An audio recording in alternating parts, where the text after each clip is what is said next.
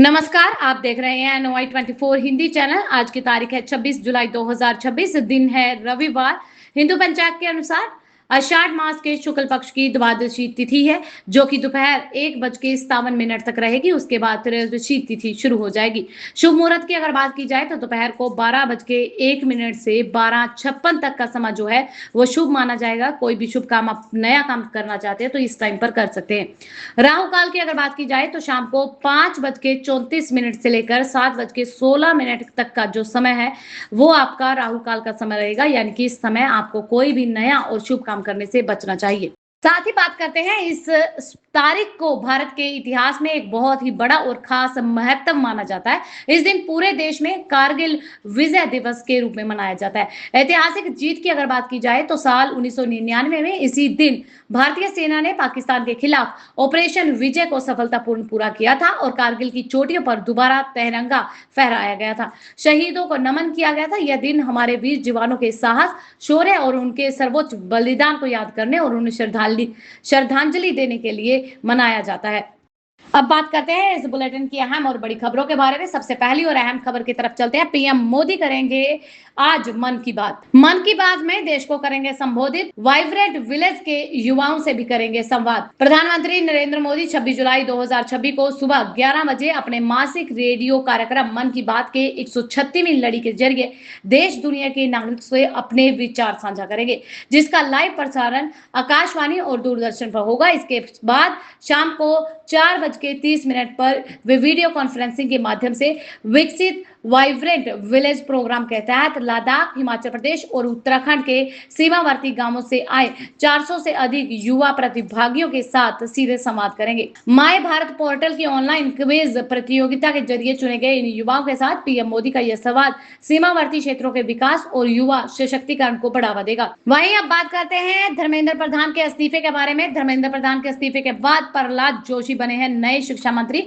धर्मेंद्र प्रधान का इस्तीफा स्वीकार होने के बाद केंद्र सरकार ने प्रहलाद जोशी को शिक्षा मंत्रालय का अतिरिक्त प्रभार सौंप दिया है। राष्ट्रपति ने प्रधानमंत्री की सलाह पर इस नियुक्ति को मंजूरी दे दी है, जबकि जोशी अपने मौजूदा मंत्रालयों की जिम्मेवारियां भी संभालते रहेंगे। यह फैसला नीट यूजी विवाद और छात्रों के लंबे आंदोलन के बीच लिया गया है। अब प्रहलाद जोशी के सामने परीक्षा प्रणाली में पारदर्शिता लाना, पेपर लीक पर रोक लगाना, छात्रों का भरोसा दोबारा से बहाल करने जैसी बड़ी चुनौतियां होंगी। वहीं सरकार के साथ सहमति बनाने के बाद सीजेपी ने भी अपना आंदोलन समाप्त करने की घोषणा कर दी है। जहां सीजेपी ने अपना आंदोलन खत्म किया है, सरकार ने 3 प्रमुख मांगे जो है उनकी वो मान ली है, लिखित गारंटी दी है और ये 5 जो पॉइंट हैं वो चार्टर पर सहमति बनी है। जानते हैं इस बुलेटिन में। नीट परीक्षा विवाद को लेकर पिछले कई सप्ताह से चल रहा सीजेपी यानी कि कांग्रेस जनता पार्टी का आंदोलन शनिवार को समाप्त हो गया। सरकार और सीजेपी के बीच में तीसरे दौर की वार्ता के बाद केंद्र ने संगठन की 3 प्रमुख मांगे स्वीकार कर ली है। सरकार ने प्रदर्शनकारियों पर दर्ज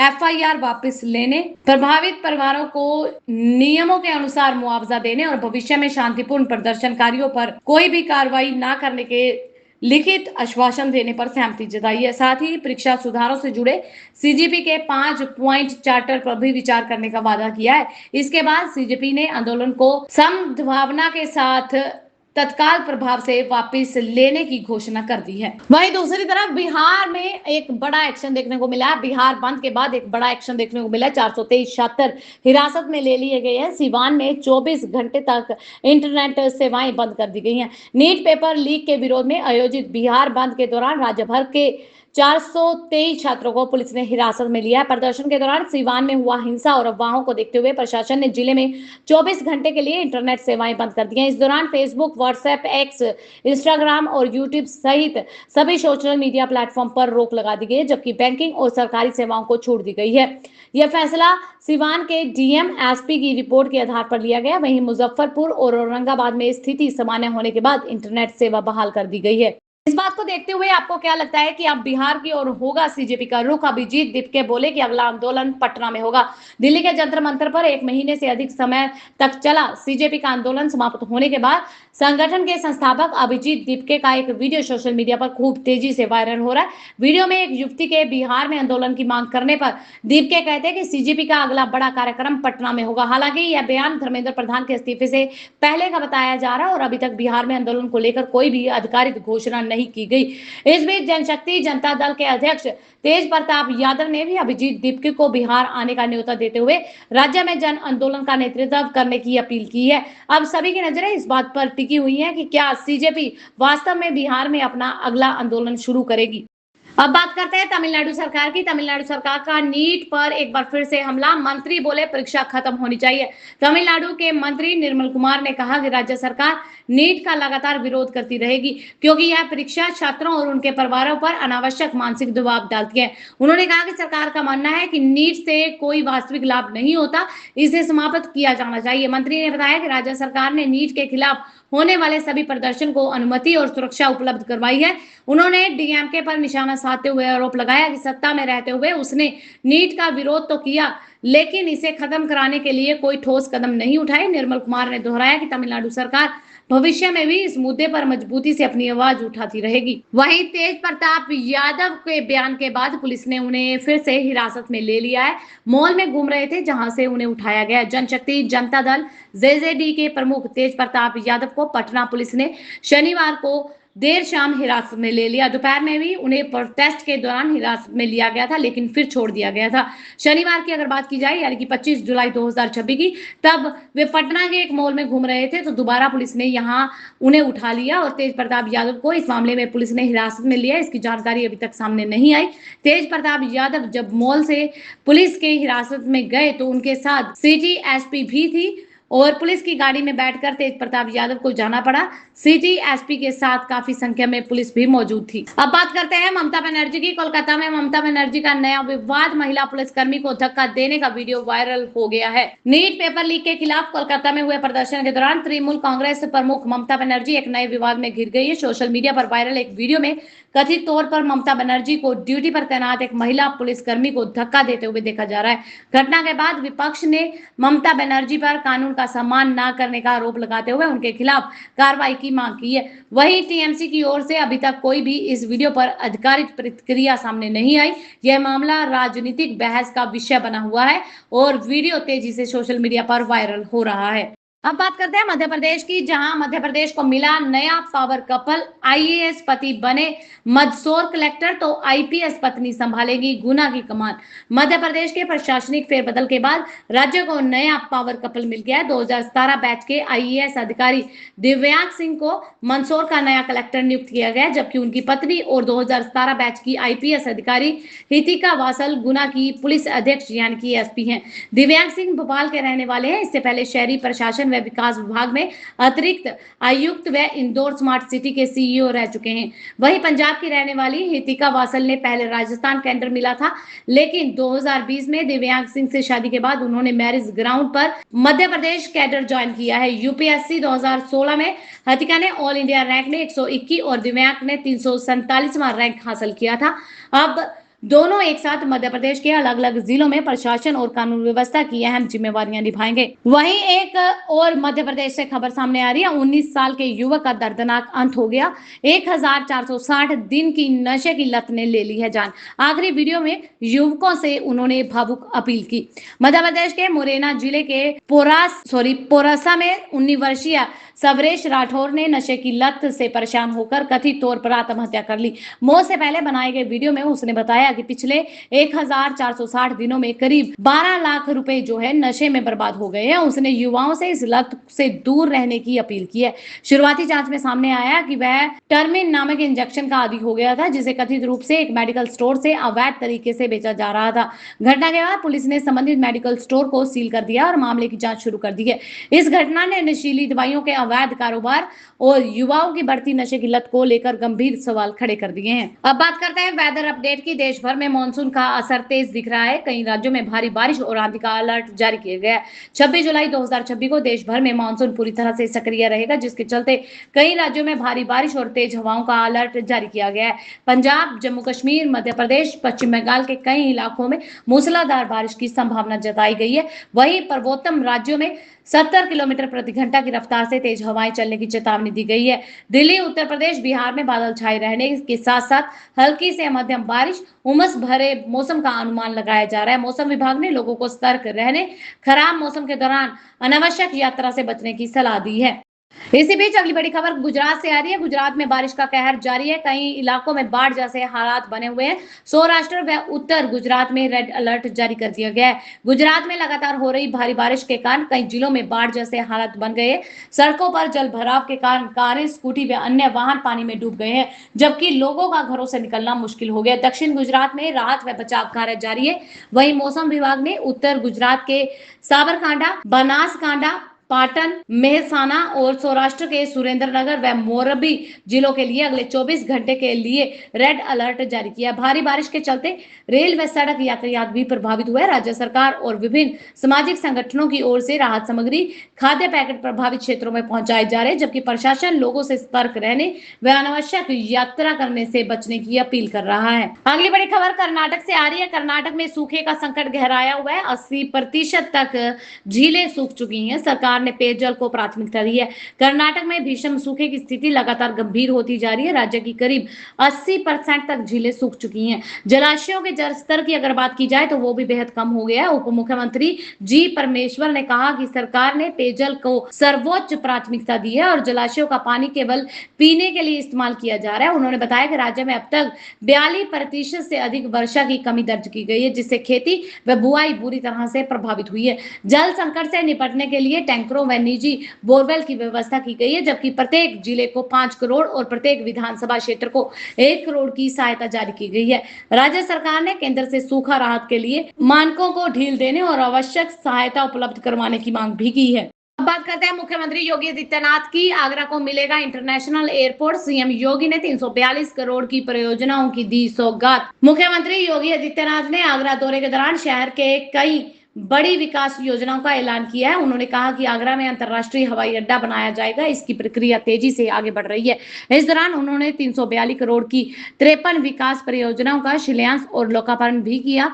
सीएम ने बताया कि आगरा में इंटरनेशनल पोटैटो सेंटर भी स्थापित होगा, जिसमें आलू किसानों को आधुनिक तकनीक, बेहतर बीजों का लाभ मिलेगा। उन्होंने विपक्ष पर निशाना साधते हुए कहा कि डबल इंजन सरकार प्रदेश में कानून व्यवस्था, विकास और किसानों, युवाओं व गरीबों के हितों को प्राथमिकता देकर काम कर रही है। वहीं सीएम योगी के आगमन से आगरा में ट्रैफिक व्यवस्था चरमाई है। कई मार्गों पर लंबा जाम लग गया। उत्तर प्रदेश के मुख्यमंत्री योगी आदित्यनाथ के आगरा दौरे के दौरान सुरक्षा व्यवस्था और रूट डाइवर्जन के चलते शहर के कई प्रमुख मार्गों पर लंबा जाम लग गया। मुख्यमंत्री ने टाटा मैदान के कमिश्नरी और फिर सर्किट हाउस जाने के दौरान पुलिस ने कई चौराहों पर ट्रैफिक को रोक दिया, जिससे राहगीरों और वाहन चालकों को करीब आधे घंटे तक परेशानी का सामना करना पड़ा। वहीं यमुना किनारे रोड पर भारी वाहनों की आवाजाही भी प्रतिबंधित रही, जिससे सुबह से ही लंबी कतारें लग गई थी। दूसरी ओर आईएसबीटी के बाहर बसों के अवैध ठहराव के कारण हाईवे पर करीब 1 किलोमीटर तक लंबा जाम लगा रहा। यातायात पुलिस ने कई मशक्कत के बाद यातायात को सामान्य करवाया। आगे भी अवैध बस ठहराव पर सख्त कार्रवाई की बात कही जा रही है। वहीं दूसरी तरफ कांवड़ यात्रा के लिए रोडवेज की बड़ी तैयारी चल रही है। 300 अतिरिक्त बसें चलेंगी। 30 जुलाई से शुरू होने वाली श्रावण कांवड़ यात्रा को लेकर उत्तर प्रदेश परिवहन विभाग ने व्यापक तैयारियां शुरू कर दी हैं। परिवहन मंत्री दयाशंकर ने कहा कि यात्रियों की सुविधा के लिए 300 से अधिक अतिरिक्त रोडवेज बसें चलाने के निर्देश दिए गए। खासकर हरिद्वार रूट पर विशेष व्यवस्था की गई है। प्रमुख शहरों के मार्गों पर बसों का सुरक्षित संचालन सुनिश्चित करने के साथ साथ चालकों का ब्रेथ एनालाइजर टेस्ट भी अनिवार्य होगा। प्रत्येक क्षेत्रीय मुख्यालय पर 24 घंटे कंट्रोल रूम स्थापित किए जाएंगे। जिला प्रशासन व पुलिस के साथ समन्वय बनाकर रूट डाइवर्जन योजना भी लागू की जाएगी। 11 अगस्त को श्रावण शिवरात्रि के मद्देनजर यात्रा के दौरान सुरक्षा व यात्री सुविधाओं पर विशेष ध्यान दिया जाएगा। अगली बड़ी खबर कानपुर से आ रही है, जहां 250 करोड़ की साइबर ठगी का खुलासा हुआ है। आगरा का इनामी कारोबारी गिरफ्तार कर लिया गया। 3 फर्जी फर्मों से 53 करोड़ का लेन देन किया गया। उत्तर प्रदेश की कानपुर पुलिस ने 250 करोड़ की साइबर ठगी के मामले में आगरा के फतेहपुर सिकरी निवासी और 25,000 के इनामी स्क्रैप कारोबारी अंचित गोयल को गिरफ्तार किया। जांच में उसकी 3 फर्जी फर्मों का खुलासा भी हुआ, जिसके जरिए जनवरी 2025 से अप्रैल 2026 के बीच करीब 53 करोड़ का लेन देन किया गया था। पुलिस के अनुसार इन फर्मों का इस्तेमाल साइबर ठगी की रकम को वैध दिखाने और फर्जी जीएसटी इनपुट टैक्स क्रेडिट और आयकर क्लेम लेने के लिए किया जाता था। जांच में विदेशी कनेक्शन भी सामने आए जिससे ठगी की रकम का एक हिस्सा अमेरिका के कैलिफोर्निया में एक बैंक खाते में भेजा जाता था। अब तक इस नेटवर्क के 9 आरोपियों को गिरफ्तार किया जा चुका है और पुलिस पूरे गिरोह की जांच कर रही है। अगली बड़ी खबर राजस्थान से आ रही है, जहां राजस्थान के धौलपुर में सड़क हादसों का कहर जारी है। 5 की मौत हो गई, 24 से ज्यादा लोग घायल हुए हैं। राजस्थान के धौलपुर जिले में शुक्रवार को हुए 3 अलग अलग सड़क हादसों में 5 लोगों की दर्दनाक मौत हुई है, जबकि 24 से अधिक लोग घायल हुए हैं। सबसे बड़ा हादसा NH 123 पर हुआ, जहां बाइक, कार और कैंटर की टक्कर में 2 चचेरे भाइयों की मौके पर मौत हो गई। वहीं केला देवी के दर्शन कर लौट रहे श्रद्धालुओं की एक पिकअप का पहिया निकलने से वाहन पलट गया, जिसमें एक महिला की जान चली गई और 20 लोग घायल हो गए। तीसरे हादसे में तेज रफ्तार स्विफ्ट कार पेड़ से जा टकराई, जिसमें 2 लोगों की मौत हुई और गंभीर रूप से घायल 10 लोगों को इलाज के लिए हायर सेंटर रेफर कर दिया गया। पुलिस सभी मामलों की जांच शुरू कर दी है और जांच अभी जारी है। अब बात करते हैं बाड़मेर ब्लैकमेल केस के बारे में। बाड़मेर ब्लैकमेल केस में नया मोड़ सामने आया। नर्स ने डॉक्टर पर 100 महिलाओं से दुष्कर्म करने का आरोप लगाया है। राजस्थान के बाड़मेर में एक निजी अस्पताल से जुड़े चर्चित ब्लैकमेल मामले में नया मोड़ सामने आया। डॉक्टर की शिकायत पर ब्लैकमेल के आरोप में गिरफ्तार नर्स कमलेश ने अब अस्पताल संचालक डॉक्टर साइमन मेकवान पर करीब 100 महिलाओं से दुष्कर्म करने और हॉस्पिटल के 2 कर्मचारियों पर महिलाओं की सप्लाई करने जैसे गंभीर आरोप लगाए हैं। वहीं डॉक्टर का आरोप है कि नर्स ने अश्लील वीडियो बनाकर कई वर्षों तक उसे ब्लैकमेल किया है और करीब 2 करोड़ रुपए वसूले हैं। कोर्ट में पेशी के दौरान नर्स ने सभी ब्लैकमेल के आरोपों को झूठा बताते हुए कहा कि डॉक्टर खुद को बचाने के लिए उसे फंसा रहा है। पुलिस मामले की जांच कर रही है और दोनों पक्षों के आरोपियों की सत्यता की पड़ताल भी की जा रही है। अगली बड़ी खबर जम्मू कश्मीर से आ रही है, जहां श्रीनगर पुलिस की बड़ी कार्रवाई देखने को मिली है। ड्रग तस्कर की 2.74 करोड़ रुपए की संपत्ति जो है वो जब्त कर ली गई। जम्मू कश्मीर में चलाए जा रहे नशा मुक्ति अभियान के तहत श्रीनगर पुलिस ने शनिवार को बड़ी कार्रवाई करते हुए एक कथित ड्रग तस्कर की करीब 2.74 करोड़ रुपए की अचल संपत्ति को जब्त कर लिया। पुलिस के अनुसार जब्त संपत्ति में श्रीनगर के सोरा क्षेत्र में स्थित 2 मंजिला मकान और उससे जुड़ी 2 मरला जमीन शामिल है, जो मुबशिर अहमद हकीम के नाम पर पंजीकृत है। यह कार्रवाई एनडीपीएस एक्ट के तहत दर्ज एक मामले के संबंध में की गई है। पुलिस का कहना है कि अभियान का उद्देश्य नशा तस्करी से अर्जित अवैध संपत्तियों को जब्त करके तस्करों के नेटवर्क को आर्थिक कमर को तोड़ना है। साथ ही लोगों को नशा तस्करी की सूचना पुलिस को देने की अपील भी की गई, ताकि दोषियों के खिलाफ सख्त कार्रवाई की जा सके। अगली बड़ी खबर दिल्ली से आ रही है। दिल्ली में मकान गिरने से बड़ा हादसा हुआ। मलबे में दबकर टेम्पो चालक की मौत हो गई और 2 मजदूर घायल हुए। दिल्ली में स्वरूप नगर इलाके में शनिवार दोपहर एक पुराने 2 मंजिला मकान को तोड़ते समय बड़ा हादसा हो गया। मकान का निचला हिस्सा तोड़ने के दौरान पूरी इमारत अचानक भरभरा कर गिर गई, जिससे मलबा उठाने आए टेम्पो चालक संजय कुमार की दबने से मौत हो गई। हादसे में मकान तोड़ रहे 2 मजदूर रोहित और महेंद्र गंभीर रूप से घायल हो गए, जिन्हें अस्पताल में भर्ती करवाया गया है। सूचना मिलते ही पुलिस और दमकल विभाग की टीमों ने मौके पर पहुंचकर राहत व बचाव अभियान चला दिया है। पुलिस ने सुरक्षा मानकों के लापरवाही के आरोप में मामला दर्ज करके घटना की जांच शुरू कर दी है। अगली बड़ी खबर खेल जगत से आ रही है, जहां श्रेयस अय्यर की कप्तानी में भारत ने जीती पहली T20 सीरीज, जिम्बाब्वे को 90 रन से हराया। खेल के दूसरे T20 मुकाबले में भारत ने जिम्बाब्वे को 90 रन से हराकर 3 मैचों की T20 सीरीज को अपने नाम कर लिया है। कप्तान श्रेयस अय्यर की कप्तानी में टीम इंडिया की यह पहली सीरीज जीत है। भारत की जीत में ईशान किशन और तिलक वर्मा की शानदार अर्धशतकों की पारियों ने अहम भूमिका निभाई है, जिसके बाद भारतीय गेंदबाजों ने भी शानदार प्रदर्शन करते हुए जिम्बाब्वे की बल्लेबाजी को पूरी तरह से बेखेर कर दिया। इस जीत के साथ भारत ने सीरीज में अजय बढ़त की है। अब दोनों टीमें इस सीरीज का तीसरा और अंतिम मुकाबला जो है वो रविवार को खेलेंगी। इसी बीच अब बात करते हैं कॉमनवेल्थ गेम्स 2026 की। सचिन सिवाच की शानदार जीत, झंडू कुमार के बाद भारत का दमदार प्रदर्शन। कॉमनवेल्थ गेम्स 2026 के तीसरे दिन भारतीय खिलाड़ियों ने विभिन्न खेलों के शानदार प्रदर्शन किए। बॉक्सिंग के 60 किलोग्राम वर्ग में सचिन ने कनाडा के मुक्केबाज को हराकर प्री क्वार्टर फाइनल में जगह बना ली है। इसके पहले पैरा पावर लिफ्टिंग में झंडू कुमार ने भारत के लिए कांस्य पदक जीतकर पदकों का खाता खोल दिया था। वहीं swimming, para swimming, artistic, gymnastic और लॉन बॉल्स व 3x3 व्हीलचेयर बास्केटबॉल में भी भारतीय खिलाड़ियों ने चुनौती पेश की है। हालांकि लॉन बॉल्स में भारत को हार का सामना करना पड़ा है, जबकि अन्य सभी गेमों में खिलाड़ी अगले दौर में पहुंचने के लिए संघर्ष करते दिख रहे हैं। बात करते हैं टेक न्यूज की। सैमसंग ने लॉन्च की गैलेक्सी वॉच अल्ट्रा 2 और गैलेक्सी वॉच 9। जानते हैं पूरी कीमत और इसके फीचर। सैमसंग ने गैलेक्सी अनपैक्ड 226 इवेंट में गैलेक्सी वॉच अल्ट्रा 2 और गैलेक्सी वॉच 9 लॉन्च कर दी है। दोनों स्मार्टवॉच भारत में प्री ऑर्डर के लिए उपलब्ध रहेंगी, जबकि बिक्री जो है इनकी 7 अगस्त से शुरू होगी। गैलेक्सी वॉच अल्ट्रा 2 की अगर कीमत की बात की जाए तो 64,999 रुपए रहेगी।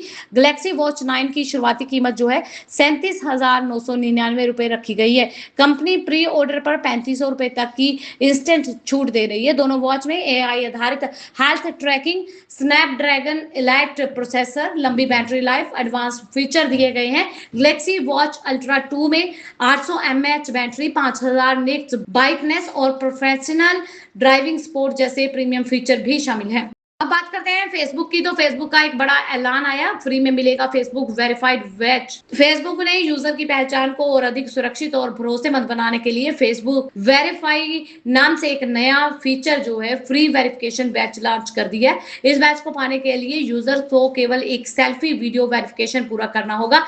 कंपनी का कहना है कि इसका उद्देश्य असली यूजर और एआई जनरेटेड या फिर फर्जी प्रोफाइल्स के बीच में अंतर करना आसान बनाना है। आर्टिफिशियल इंटेलिजेंस के बढ़ते इस्तेमाल के बीच में यह फीचर ऑनलाइन बातचीत को अधिक सुरक्षित और विश्वसनीय बनाने की दिशा में अहम कदम माना जा रहा है। फेसबुक का नया सिस्टम खासतौर पर उन यूजर्स के लिए मददगार साबित होगा जो सोशल मीडिया पर अनजान लोगों से जुड़ते रहते हैं। बढ़ते हैं अगली बड़ी और अहम खबर की तरफ। होंडा ZR-V हाइब्रिड लॉन्च होते ही सोल्ड आउट हो गई। शुरुआती दोनों खेप पूरी तरह से बुक हो गई हैं। होंडा कार इंडिया की नई premium SUV Honda ZR-V hybrid launch होते ही जबरदस्त डिमांड के चलते सोल्ड आउट हो गई है। कंपनी ने भारत के लिए लाई गई शुरुआती दोनों खेप के सभी यूनिट्स बुक होने की पुष्टि की है। यह SUV 2.0 litre strong hybrid HEV engine के साथ आती है, जो लगभग 22.8 किलोमीटर का माइलेज देने का दावा करती है। इसी के साथ इसकी एक्स शोरूम की कीमत की अगर बात की जाए तो 47.99 लाख रखी गई है। होंडा ZR-V में पेनोरामिक सनरूफ, 10.2 इंच की डिजिटल इंस्ट्रूमेंटल क्लस्टर, 9 इंच का touch screen, wireless Android auto और एप्पल कारप्ले जैसे फीचर जो हैं, 360 डिग्री कैमरा फीचर, 8 एयरबैग जैसे प्रीमियम फीचर दिए गए हैं। भारतीय बाजार में इसका मुकाबला जो है वॉक्सवैगन की टियागो और स्कोडा की कोडाक, ईशान की एक्स ट्रायल जैसी प्रीमियम एसयूवी कार से होने वाला है। बढ़ते हैं अगली बड़ी और अहम खबर की तरफ। तुर्की को लगा बड़ा झटका। अमेरिका ने F-35 फाइटर जेट देने से किया इनकार। अमेरिका स्टेट डिपार्टमेंट ने स्पष्ट किया कि तुर्की अभी F-35 फाइटर जेट कार्यक्रम में दोबारा शामिल होने की कानूनी शर्तें पूरी नहीं करता। अमेरिका ने कहा कि जब तक तुर्की रूसी S-400 एयर डिफेंस सिस्टम से जुड़ा विवाद का समाधान नहीं करता, अमेरिकी कानूनों का पालन नहीं करता, तब तक उसे F-35 विमान नहीं दिए जा सकते। वेस्टिंगटन ने दोहराया कि इस मुद्दे पर उनकी नीति में कोई बदलाव नहीं हुआ है। हालांकि अमेरिका ने तुर्की के साथ बातचीत जारी रखने, नाटो सहयोग मजबूत करने की बात भी कही है। साथ ही रूस, यूक्रेन, अजरबैजान, आर्मेनिया और गाजा जैसे मुद्दों पर तुर्की के कूटनीतिक भूमिका को लेकर सराहना भी की गई है। बढ़ते हैं अगली बड़ी और अहम खबर की तरफ। ITR फाइलिंग से पहले बड़ी मुश्किलें। Income tax e filing portal हुआ ठप। इनकम टैक्स रिटर्न दाखिल करने की 31 जुलाई की अंतिम तिथि से पहले कई टैक्स पेयर्स और चार्टर्ड अकाउंटेंट को भारी परेशानी का सामना करना पड़ रहा है। बड़ी संख्या में यूजर्स ने शिकायत की है कि इनकम टैक्स की ई फाइलिंग पोर्टल पर लॉगिन ही नहीं हो रहा। वेबसाइट कई घंटों तक डाउन रही है। इसके साथ ITR फाइल करने, टैक्स भुगतान की प्रक्रिया प्रभावित हुई है। सोशल मीडिया प्लेटफॉर्म एक्स पर कई लोगों ने पोर्टल की तकनीकी खराबी को लेकर नाराजगी जताई है। समय रहते ही समस्या दूर करने की मांग की गई। फिलहाल पोर्टल में आई तकनीकी दिक्कतों को लेकर टैक्स पेयर्स की चिंता बढ़ गई है, क्योंकि रिटर्न दाखिल करने की अंतिम तिथि अभी बेहद करीब नजर आ रही है। बात कर रहे हैं मिडिल ईस्ट की। तो भारत की तेल आपूर्ति पर बड़ा संकट। स्टेट ऑफ हॉर्मुज के बाद अब बाब अल मदेब नार्ग भी जो है वो बंद हो गया है। पश्चिम एशिया में बढ़ते तनाव के बीच में भारत की ऊर्जा सुरक्षा पर दबाव बढ़ता नजर आ रहा है। स्टेट ऑफ होर्मुज के बाद अब बाब अल मंबेद जो समुद्री मार्ग है वो भी प्रभावित होने से कच्चे तेल की आपूर्ति को लेकर चिंता गहरी हो गई है। हुती विद्रोहियों की चेतावनी के बाद भारत और चीन के लिए तेल लेकर आ रहे सऊदी अरब के कुछ टैंकरों को लाल सागर से यू टर्न लेना पड़ा है। इसमें से 2 टैंकर भारत के लिए कच्चा तेल लेकर आ रहे थे। हालांकि फिलहाल भारत यूएई के फुजरैत समेत अन्य स्रोतों से तेल की आपूर्ति जारी रख रहा है, लेकिन यदि दोनों प्रमुख समुद्री मार्गों पर लंबे समय तक बाधा बनी रही तो तेल आयात, शिपिंग लागत और ईंधन कीमतों पर बड़ा असर पड़ सकता है। इससे भारत की अर्थव्यवस्था और ऊर्जा आपूर्ति श्रृंखला जो है वो इन नई चेतावनियां जो है उनकी चुनौतियां वो खड़ी हो सकती हैं और उसकी आशंका भी जताई जा रही है। अब बात करते हैं उत्तर प्रदेश की। तो यूपी में पुलिस की ताबड़तोड़ कार्रवाई, 3 जिलों में मुठभेड़ हुई, 50,000 के इनामी बदमाश ढेर कर दिए गए और घायल हो गए। उत्तर प्रदेश के बागपत, त्रिकुट और बुंदेलशहर में शनिवार को पुलिस और बदमाशों के बीच में हुई अलग अलग मुठभेड़ों में कई कार्रवाई देखने को मिली है। बागपत में मेरठ एसटीएफ और पुलिस की संयुक्त कार्रवाई में 50,000 का इनामी बदमाश विपुल उर्फ खूनी पुलिस मुठभेड़ में घायल हुआ, जिसकी अस्पताल में इलाज के दौरान मौत हो गई। वहीं त्रिकुट में सामूहिक दुष्कर्म के मुख्य आरोपी जितेंद्र उर्फ भोले के पैर में गोली लगी है, जबकि मुठभेड़ में एक पुलिस कांस्टेबल भी घायल हुआ।